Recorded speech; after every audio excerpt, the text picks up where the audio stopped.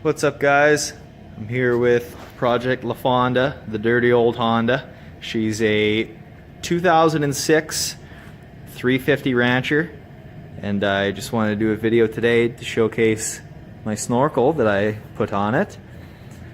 So the reason why I'm doing this video is because all the videos that I've seen for 350 Ranchers, the snorkel has been on the outside of the plastic, and you know, I didn't want to do that because from the method I've seen, guys usually have your pipe coming out here, going around your fender, and then tucked up under the rack.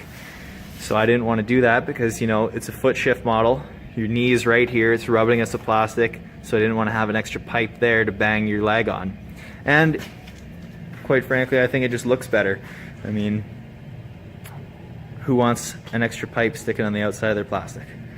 Now you do have to commit a little bit more with this method because obviously you got to drill a hole in your plastic. I mean, my plastic is faded nice and pink from years of sitting out in the sun, so I didn't really care about drilling a hole in mine. So I'll pop off my plastic here and be able to see how I routed everything. So there's a good shot of everything. I just secured it to the frame via zip ties. And I used all 1.5 pipe. So the reason why I used 1.5 was through some research on the forums. I guess when you use 2-inch, it's not exactly good for airflow for some reason, and guys run into issues with rejetting, etc. With this 1.5, I've had no issues on how the quad runs. Runs pretty well, exact same as it did before I snorkeled it. I think I had to adjust the idle screw up a little bit, but you know, no loss in power, works good under wide open throttle, so that's good. Didn't have to rejet or nothing. So I'll take you through what I did here. Starting at the carburetor, both of the rubber boots on each side, I just took them off, put a bead of dielectric grease around each of the ends, and then tightened up the hose clamps nice and tight so you got a good seal around your carb. Then on your air box lid, some guys like to silicone it around the bead, but all I did was put a layer of dielectric grease, and that gets you a good seal. Had this thing in the pond today, and as you can see at the bottom there, it's pretty dry, a little dirty, but pretty dry. So that's your lid, just dielectric grease.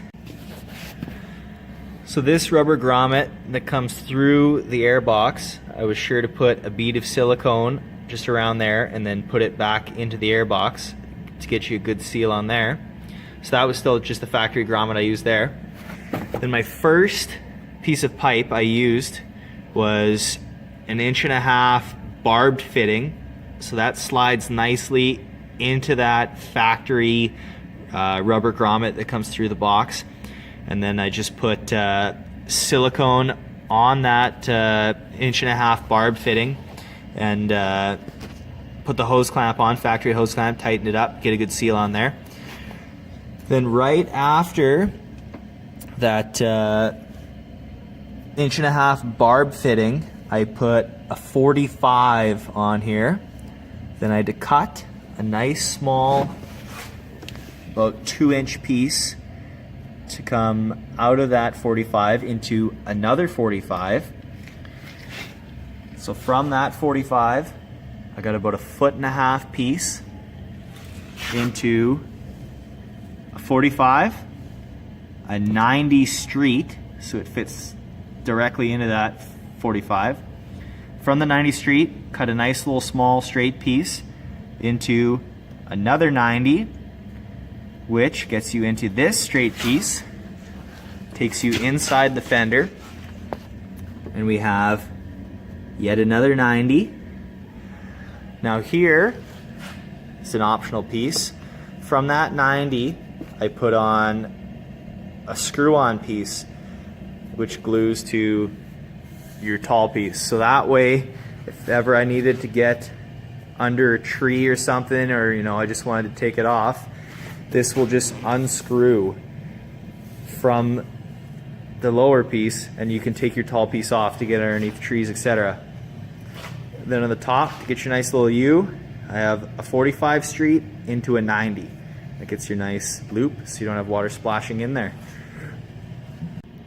One thing I did have to do was omit the storage piece that goes there. So that's one disadvantage, I guess, is you will lose your little storage cubby that is normally behind here. As you can see, it's just pipe. Another important piece of the snorkeling puzzle is your crankcase breather. So you will want to silicone this connection really good. It's just a rubber piece that press fits into your air box. So you want to snorkel.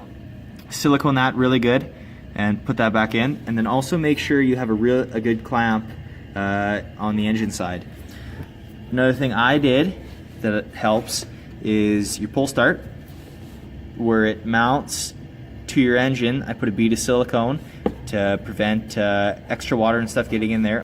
So here from the bottom, it's kind of filthy with swamp grass, but I just wanted to get a quick shot of rear diff breather with my extended hose.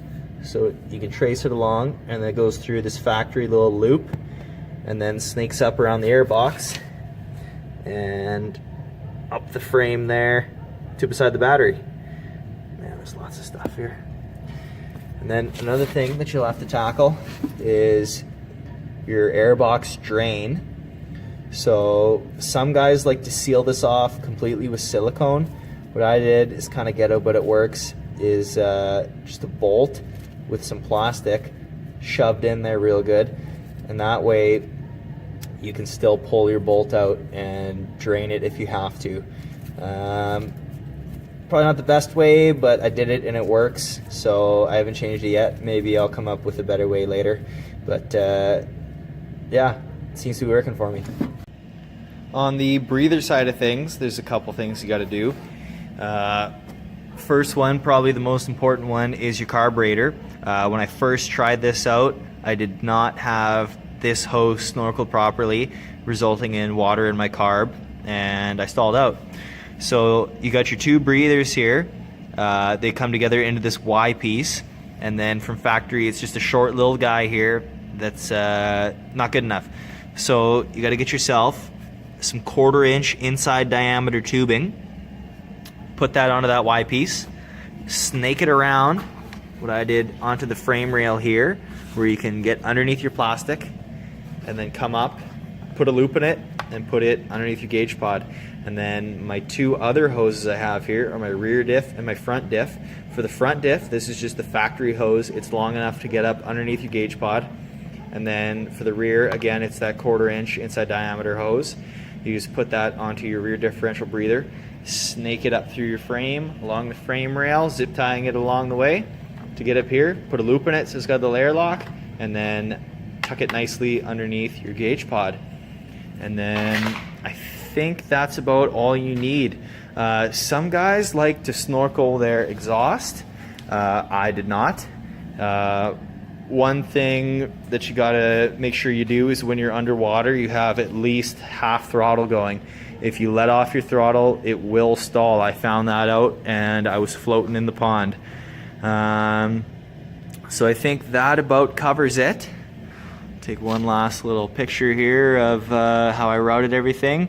I'll put a list in the comments of everything that I did for supplies, a little supplies list, and then I'll cut to some footage of me testing this out in the pond.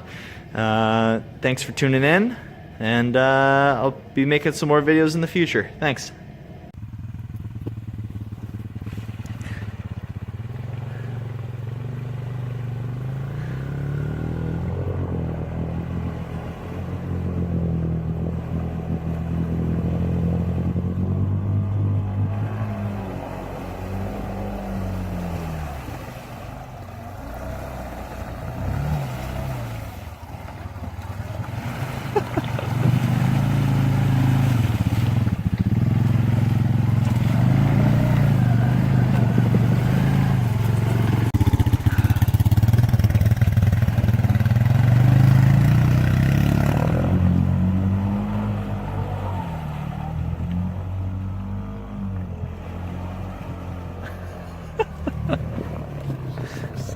Yeah.